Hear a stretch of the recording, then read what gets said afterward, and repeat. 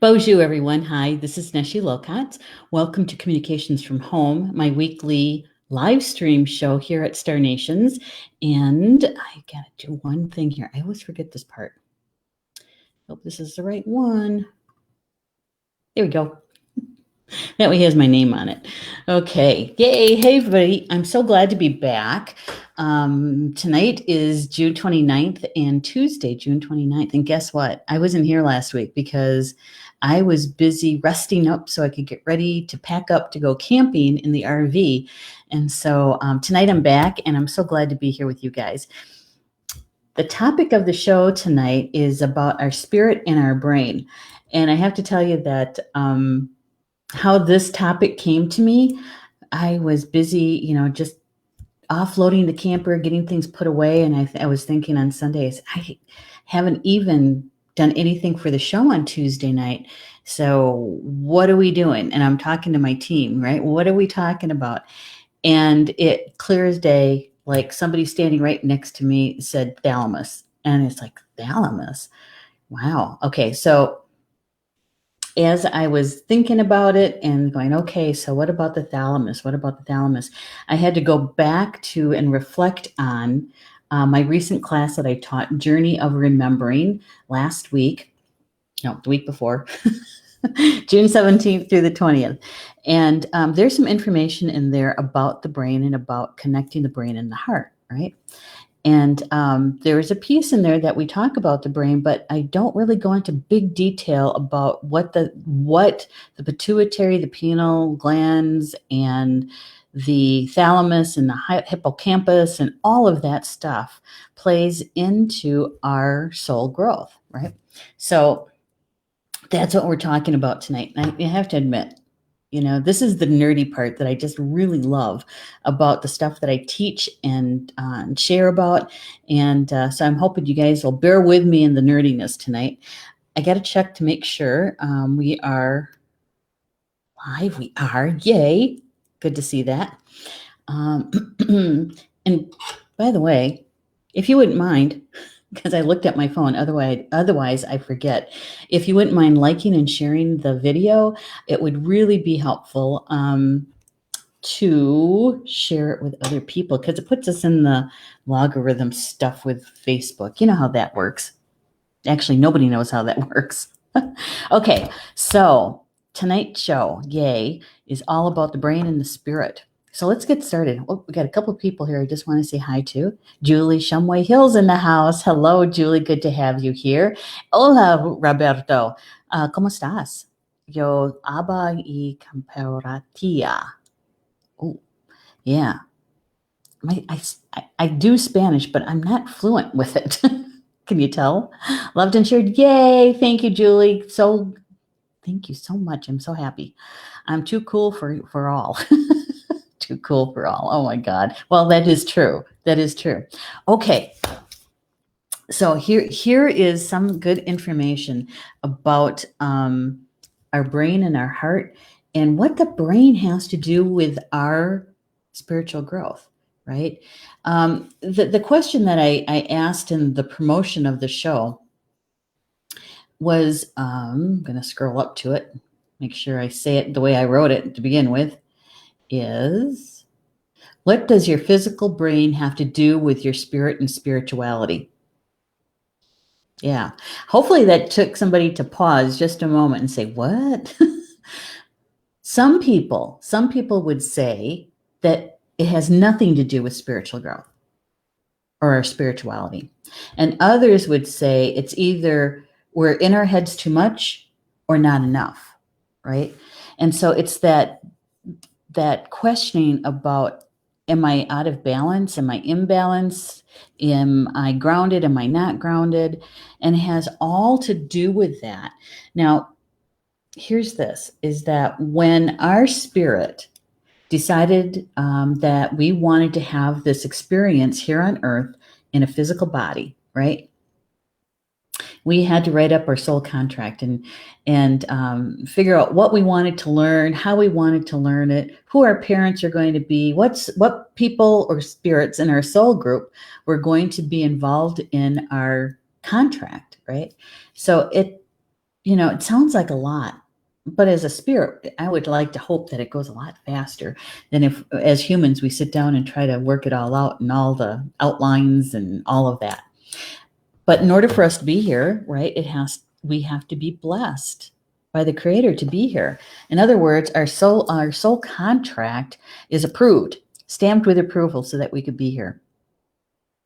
And because we do that, and our spirit comes into a physical body, right? We have to know about our physical body and how it correlates, how it corresponds, how it helps us in our journey here, in our earth experience. So, when we decided to come to this particular planet, it's all about polarity, right? It's all about right and wrong, good and bad. We see it so often, male, female, all of that. And it's a PhD level school. This is not an elementary school by any stretch. And I think that we can all agree on that one, right? And so when we come into this physical body, there's our entire body is assisting us as the vehicle to experience the physical world, right? And also the non-physical world. And so when we come into the body, and we are getting situated, our spirit is getting acclimated, right, into this physicalness.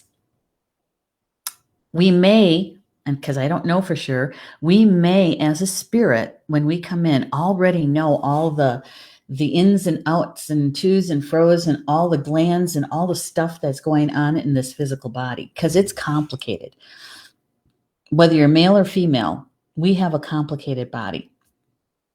Some would say female bodies, physical bodies, are more complicated than guys. And in some respects, we are, because we also have to carry a fetus to be able to give birth, right, to a human baby. So we have all of that going on too. So when our spirit comes into our body, knowing the vehicle and knowing how to drive the vehicle, right, and how to access its capabilities.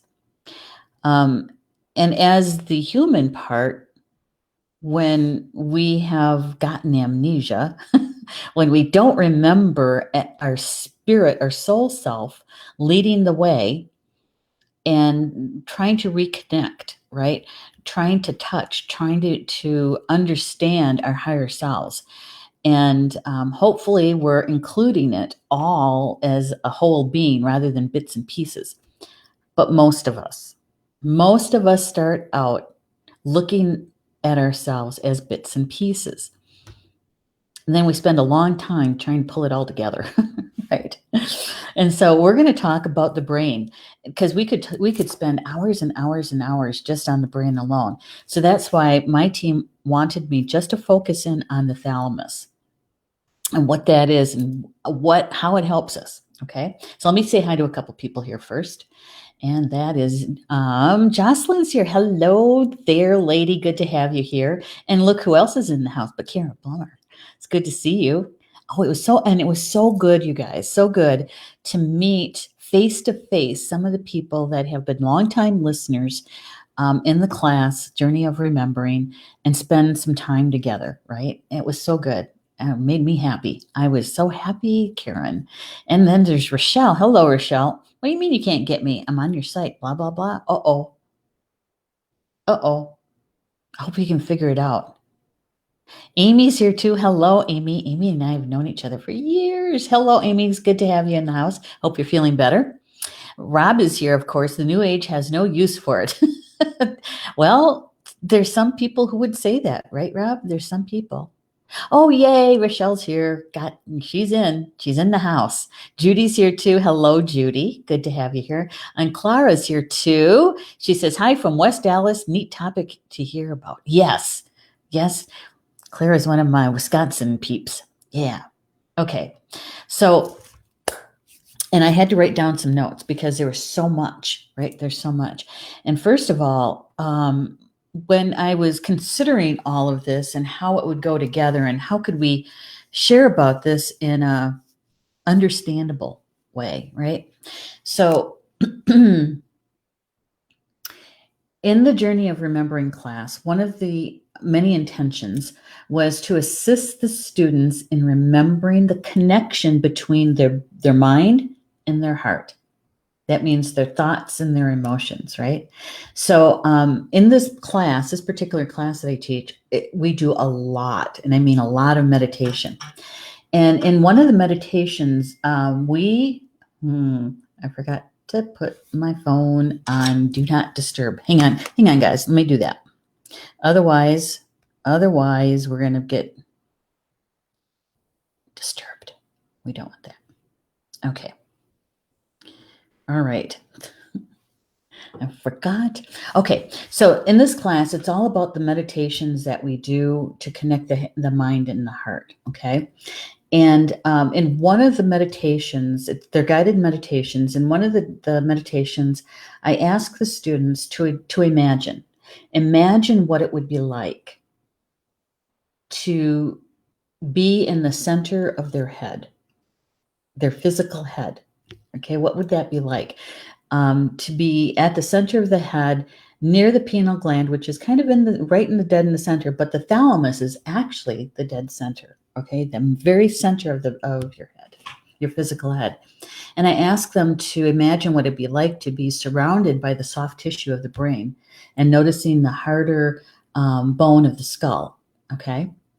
And the reason why we do that is because we do spend a lot of time in our minds. We're built to do that.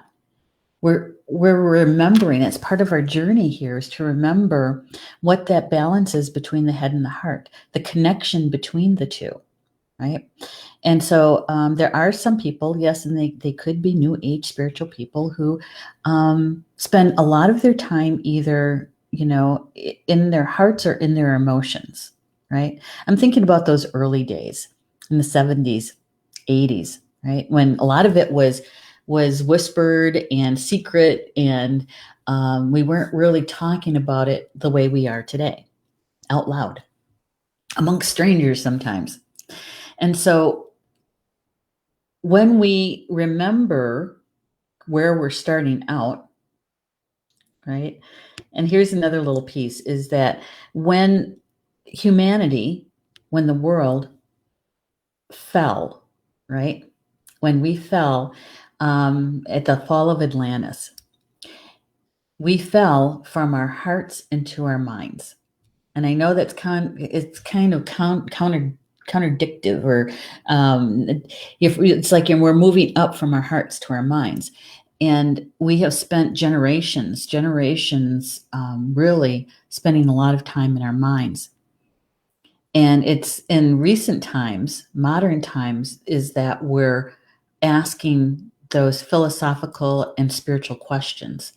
Who am I? What am I here for? What is my life all about? Right?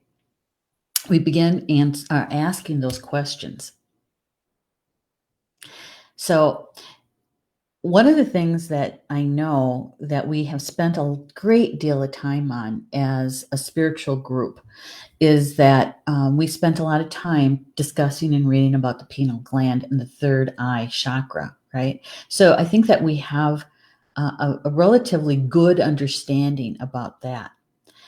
But I haven't found a whole lot of writings or even discussion about the thalamus and its connection to our spiritual and our spirit.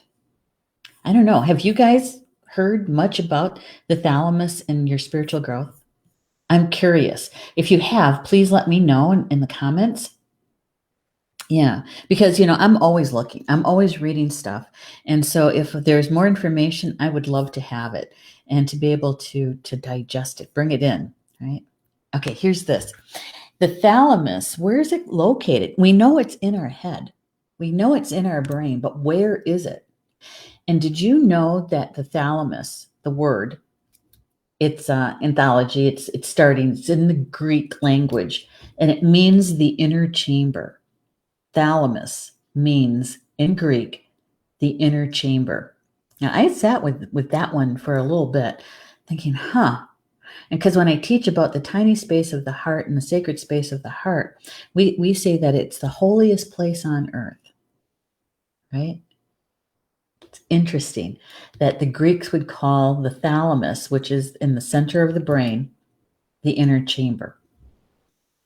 So the thalamus is located really deep in the brain. It's in the cerebral cortex and is situated, it sits right on top of the brainstem. Okay. It's a symmetrical gland. In other words, it has two sides to it and they're identical in shape. All right. And I am going to get you a picture of this. I've got a couple. Which one to use? I think we're going to use this one. We're going to use this one. And we're going to give it a solo so that you guys can really take a look at this. Okay. Whoops. I didn't want to do that.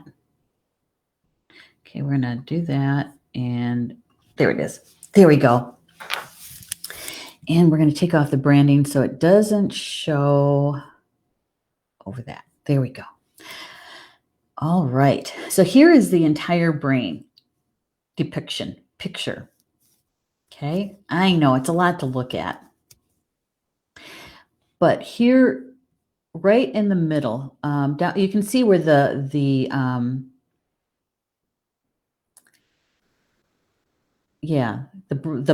lower part of the brain, right? The brain stem, kind of right in the lower center part. And just above where it says pons, there's kind of a big bulb there. Just above that is the thalamus. It's that round, kind of egg-shaped right in the center of the brain. Okay, so between the thalamus and the very top of your vertebrae, the C1 vertebrae, is a couple of things. And the hippocampus is one of them. The medulla oblongata is part of that. The pineal gland is in there too. There's a lot of stuff in there. There really is. But the thalamus is right in the center. The pineal gland is a very, very small gland. The very small gland. It's right behind, it looks like in this picture, but it's very small. Some description of that says that it's about the size of a rice, but it might be a little bit bigger than that. But the thalamus is that large oblong shaped, almost egg shaped, right in the center.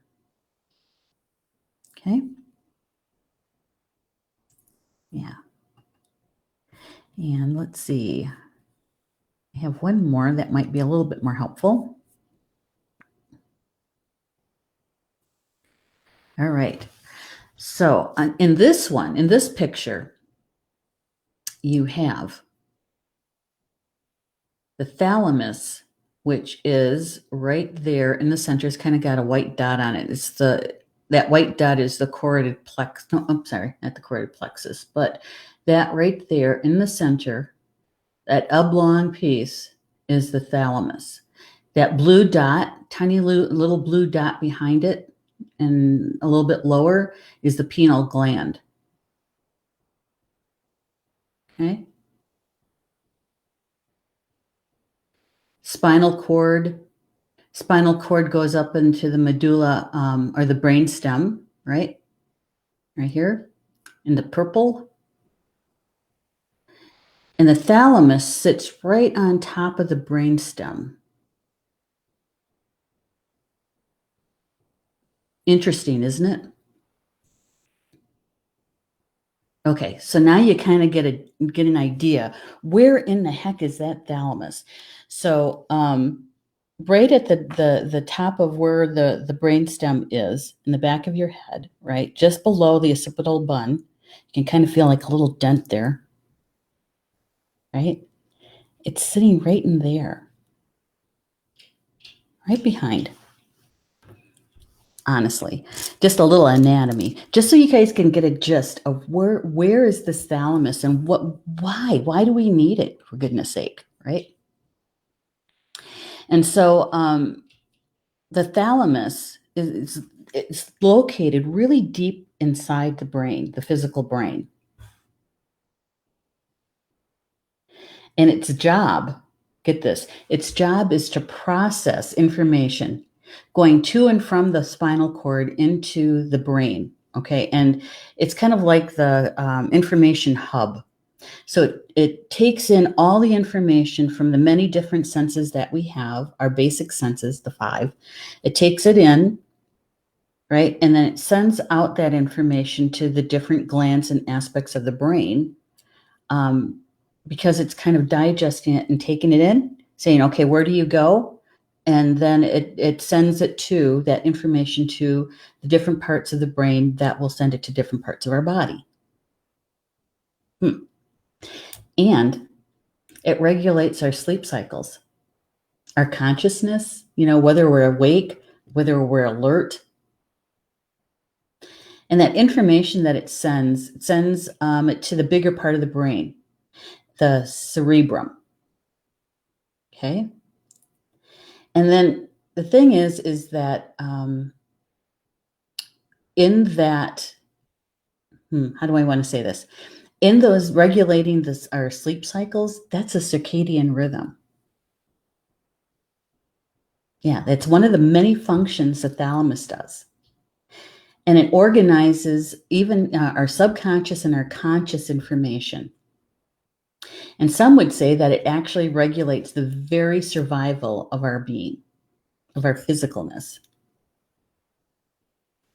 Isn't it interesting? When I was reading this stuff, I was thinking, holy smokes, no wonder why my team wanted me to bring this information to you. Now, some of you might have already had this. And if you do, let us know in the comments your thoughts on this, okay?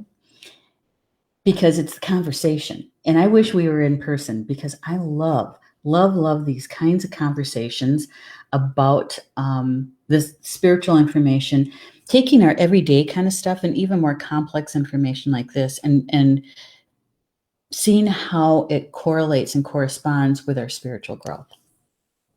All right. Yeah.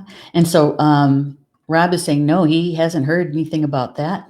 And Judy said, no, I have not.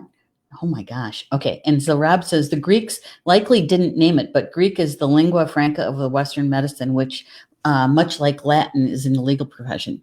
Probably true. But I just found it really fascinating that it meant inner chamber, kind of tuck that away because it's going to come back out. Hey, Deborah. Good to have you here, Deb.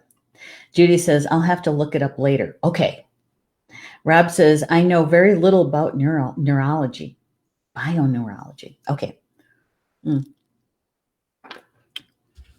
Actually, see, I told you this is going to get nerdy. I love researching this stuff and figuring it out and how does this really go together. So remember about the information that the thalamus brings in. It's the information hub.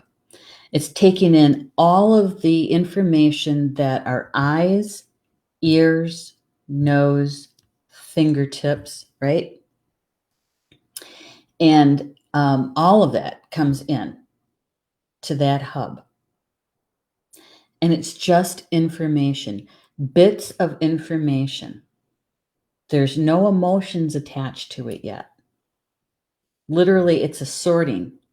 And when it comes to the emotions, that is where it kind of gets interesting.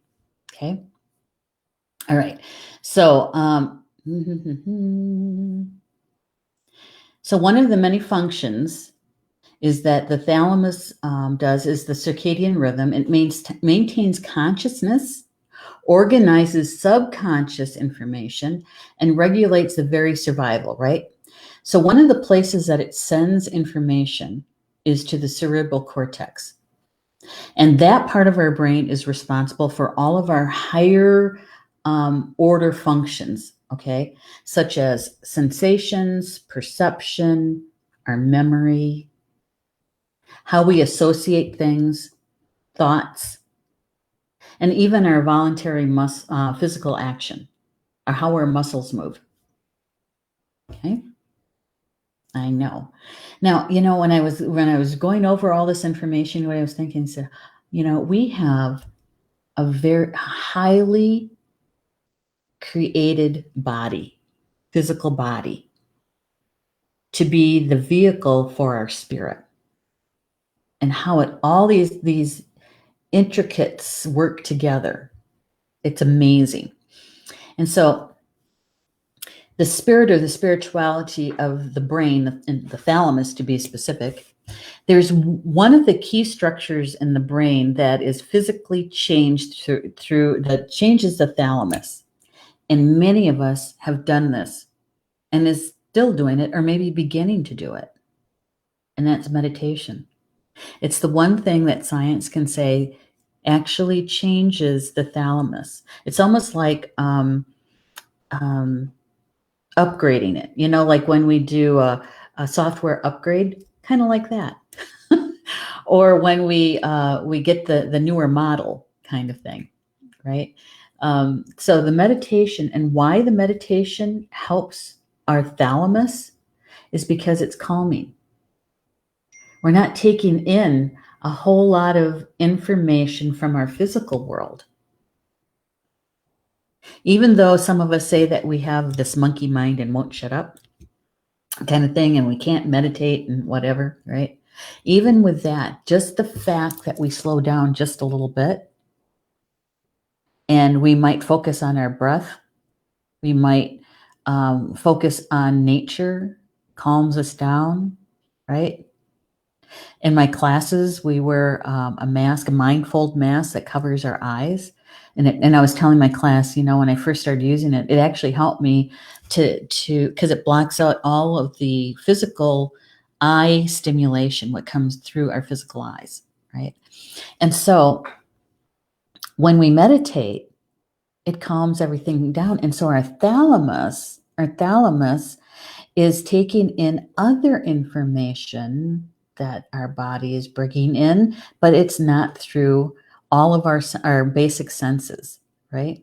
It might still be through the hearing and the smelling, our nose, the olfactory. Might be some of that, but it's also taking in what we subconsciously don't realize that we're taking in.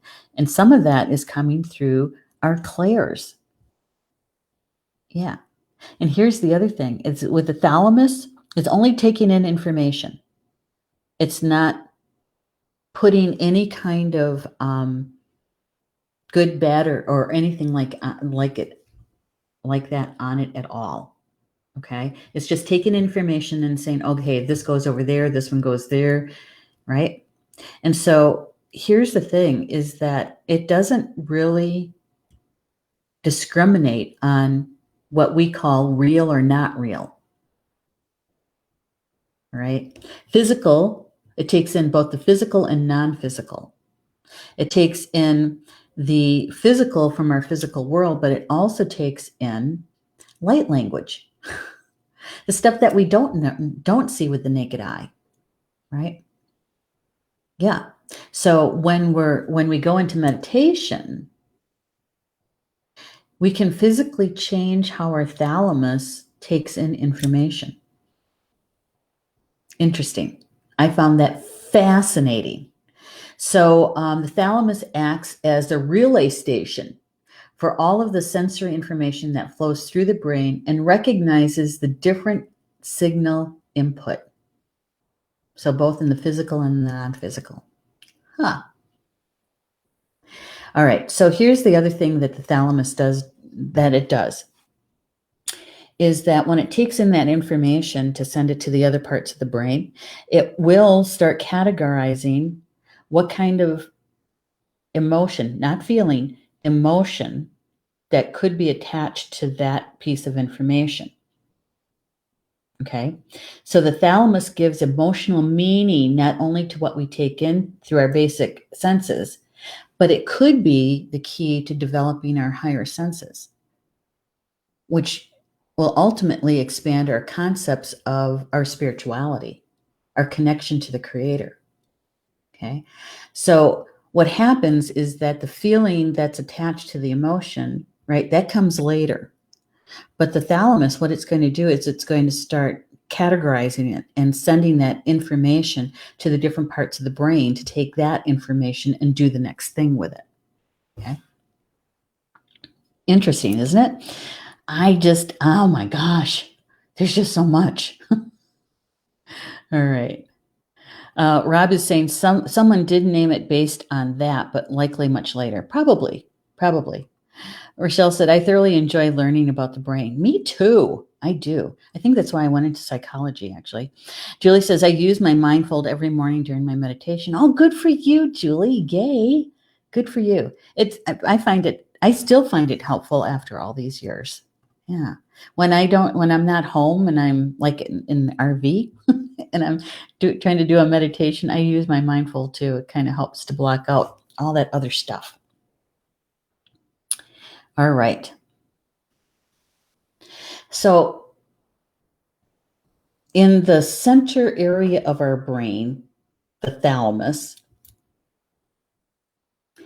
it plays an important role in our spiritual awakening. Yeah. So, all those years ago, right, when we began our spiritual journey in a conscious way, the thalamus was a big part of that because we were taking in information and we're going, what about this? Or what about that? I didn't know that. I want to look into that piece a little bit deeper. What's this meditation stuff about?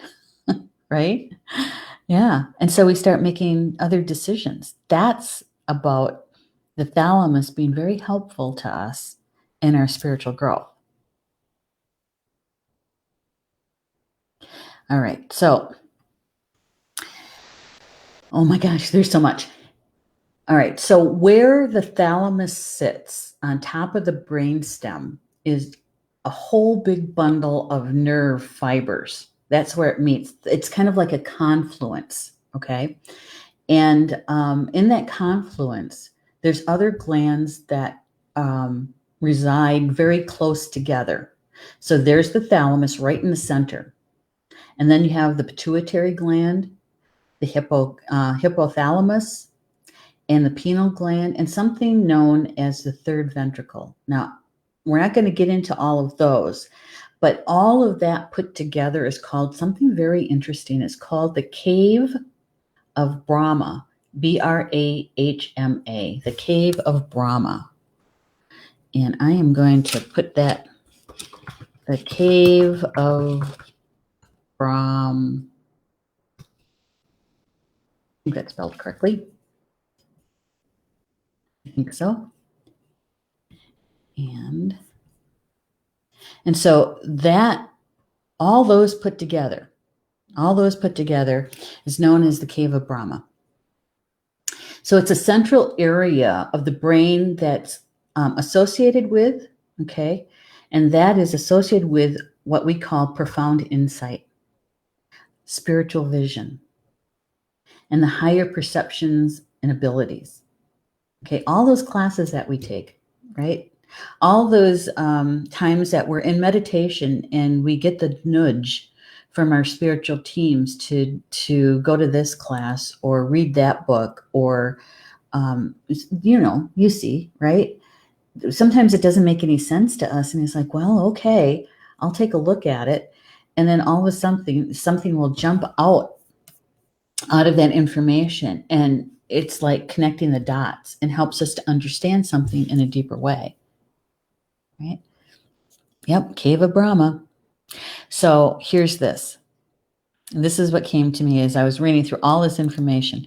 I was thinking, okay, so the healing of our physical, emotional, and mental traumas, I'm always talking about that. I say it in almost every show, is really important because it allows the reconnection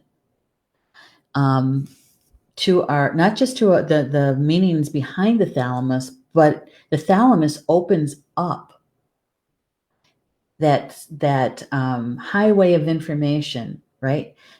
Taking those spiritual links and sending them to other parts of our brain. Yeah.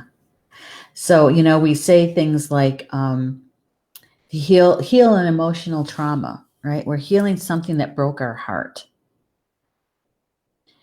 Divorce, death of a loved one, leaving a job, selling a home or moving, those kinds of things, right? Those kinds of traumas that affect us deeply. And so when we do that kind of healing, yes, it does heal us in a spiritual way, so much so, but it also does so much for our physical well-being. And it kind of, for me, is kind of like a healthy loop, that we get the information to heal this particular trauma. We begin the process of healing the trauma, healing the trauma, healing the trauma. And then as we do those different layers of healing, our physical body also does something. The thalamus begins sending information to other parts of our brain that helps us with our spiritual growth. Amazing. Amazing. I don't know. All right, here's another concept. There's something called the thalamus complex. I know. Okay, so this means that it's where our skull meets the head in the back, right? So right below the occipital bone, you got that little bit of a dent, and you can feel where that first vertebrae is, C1. Okay, and just above C1 is a joint. And that joint is the joint that allows us to move our head in different directions, up and down, sideways. Okay. The thalamus sits right on top of the brainstem at that point. And so it's all of that energy right in the back, and that's called the thalamus complex. Some would say that it's near the ninth chakra. And that ninth chakra is associated with a part of our brain called the medulla oblongata. Do you remember that one from biology class? Medulla oblongata. And it's that part of our anatomy that's also known as the mouth of God or the mouth of goddess. That's where we bring in universal information, universal energy, if you will, light language. Okay, comes through that part. And I'm sure you've heard Polly Jola Bay talk about that part of our physicalness. Okay, and also the spiritual opening back there. And for the students who studied with me, think about those beams of light, right? The beams of light. And I'm going to wait for somebody to go say, "Oh my God," because that is an activation point back there that they actually reconnected during the class. All right. So it's that part of our spiritual and physical bodies that actually helps us to take in the flow of energy, but more importantly is that when it's open, it's connected, it can help us to identify what we're here on earth for. Okay. The flow of energy flows through what's called the Hara line. We also know it as the crystalline tube, where the earth human identity first anchors in to the physical body. And it does have something to do with identifying or remembering why we're here in this particular body at this particular time. See how it all kind of intersects right there in our physical body at the thalamus. So that thalamus is important. It's an important part of our physical anatomy and energetic blueprint. It helps us in transmitting and deciphering intelligent language. It's coming through all of our senses, all of our senses. And here's this, is that since we take in information all the time, 24/7, 365, in our dream time, in our daydreams, all the time. So even when our physical body is sleeping, right? The pineal gland is asleep, not taking in that kind of information. Yeah, the thalamus is still awake. The thalamus is still working hard for us. It's taking in information that we are experiencing during our dream time, during our meditation times. All those times that we're in the alpha state, it's taking in information.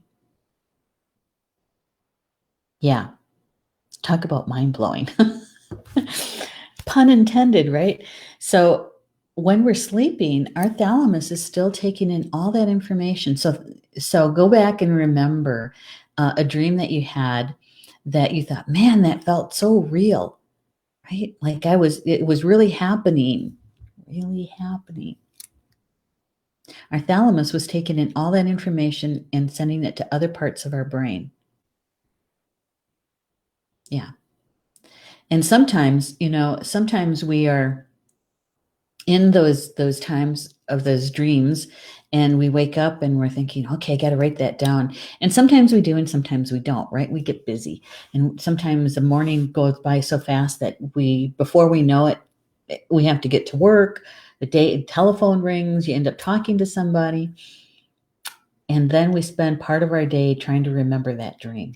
And we get it in snippets and snatches. And we're trying to remember, how did that go? Oh, yeah, I remember this piece. How do you think you're remembering that?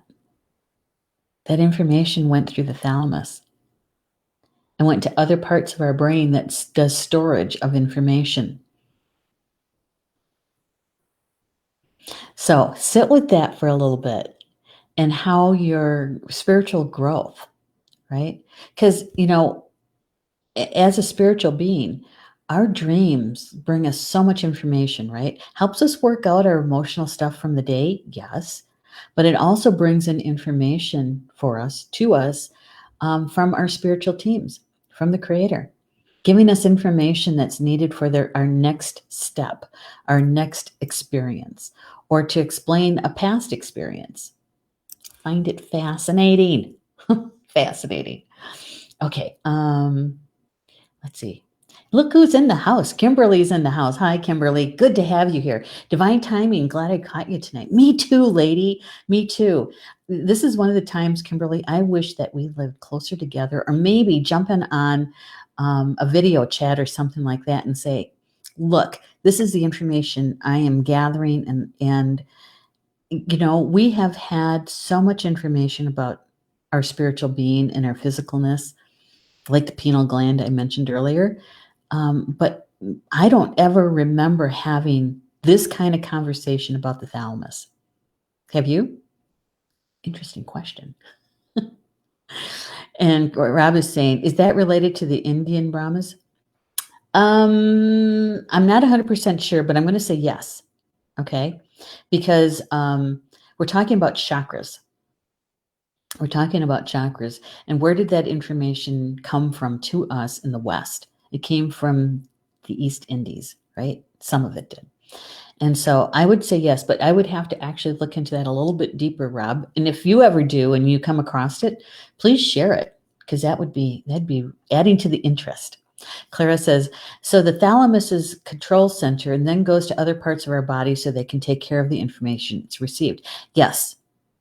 So the information from our physical eyes, let's say, okay, goes in to our thalamus first, identifies it, and then sends it to the different part of our brain that needs that information. And that part of our brain then sends that information to whatever part of our body that needs to react to it. I know that's simplified, but basically that's it in a nutshell. Whether we need to sit up, stand up, talk, what are we going to talk about? Those kinds of things. Yeah, it's a very complex center here in our heads, right? But here's this.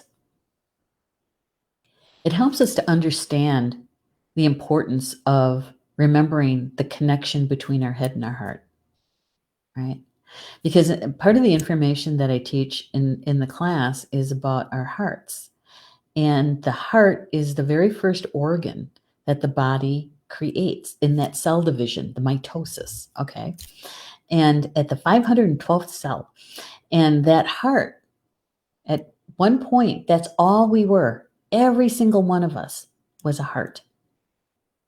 And out of the heart, the very first organ that's born out of the heart is the tongue, right? The brain is a part of that mitosis, yes, but it's not the first organ that is created. It's not the first organ that gets produced out of the heart. The heart is the very first. That's why we have brain cells in our heart, right? Yeah, I know. Fascinating. I keep saying that, but it's true. Kimberly says, I've heard about the hypothalamus, but not about the thalamus on the whole. Exactly. The hypothalamus gets a lot of press from the medical science. It does. But it's the thalamus that is the center of all the information flowing into the brain. Jocelyn says, so does our dreams kind of follow this going through our brain? Yes, it does. It does. Yep. Oh, here's another picture I want to show you. I got to watch the time because I get so excited about this stuff, I'll forget about the time. Okay, so here's a picture of what the thalamus looks like in our bodies, in our heads. So on the left-hand side, you can kind of see what the shape is like. It's kind of, it's an oblong shape. Some people say it actually kind of reminds them of the shape of the heart. But that's what it looks like from a side view. Okay, see how it sits here at the bottom is the spinal cord, the brain stem coming up, right, and right on top of the brain stem. In a view from the back, you can see the spinal cord going up into the brain stem, and see they're two symmetrically identical. That's the thalamus as a whole, but it has two identical sides. And the thing is that when we're talking about this, and in relation to the class that I teach, because it's about remembering, right?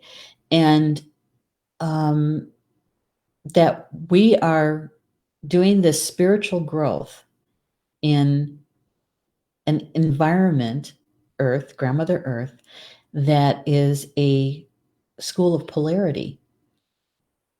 Yeah.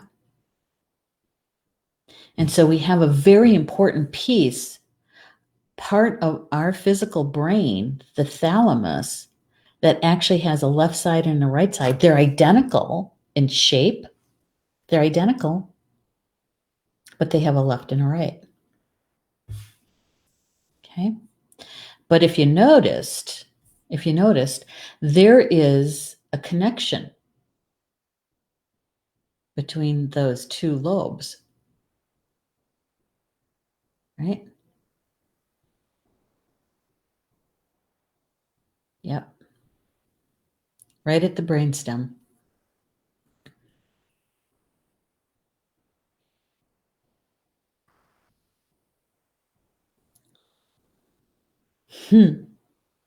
So when I was thinking about my own soul growth, my own understanding of how I'm learning and remembering, right, is that, and why I would even in my early years, teenager, I got so consumed by psychology. I thought it was because I loved people watching and wondering, why do they do it that way? You know, why that? Why did they make that choice? And then I go into this kind of information and I go right back to all of those questions about the why and how. But I can see how my team has led me every step of the way to this information today and yesterday.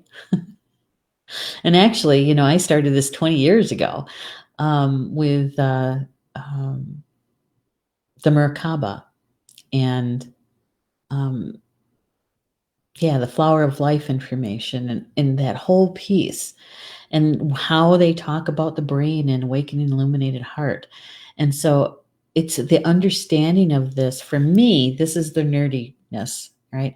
It helps me to understand at a deeper level intellectually how information comes into my brain, both physical and non-physical information, right? And for those of us that have an activated Merkaba, that light language that is coming through our Merkaba actually helps us to decode, understand that light language better. And so I'm thinking that when that information reaches our thalamus, that's almost like that upgrade. Okay, we just got put into I don't know, business class on the airplane or first class or something. We got that upgrade in understanding the information that's coming in. Rochelle says, very interesting. I know. Karen says, information I get lately is complex, but because I'm someone who learns best in a basic and straightforward way, everything comes to me in an easily understood form. Gotta love the brain. We get the information using our own intellect. Yes. It's like sometimes it reminds me, we talk about sifting information.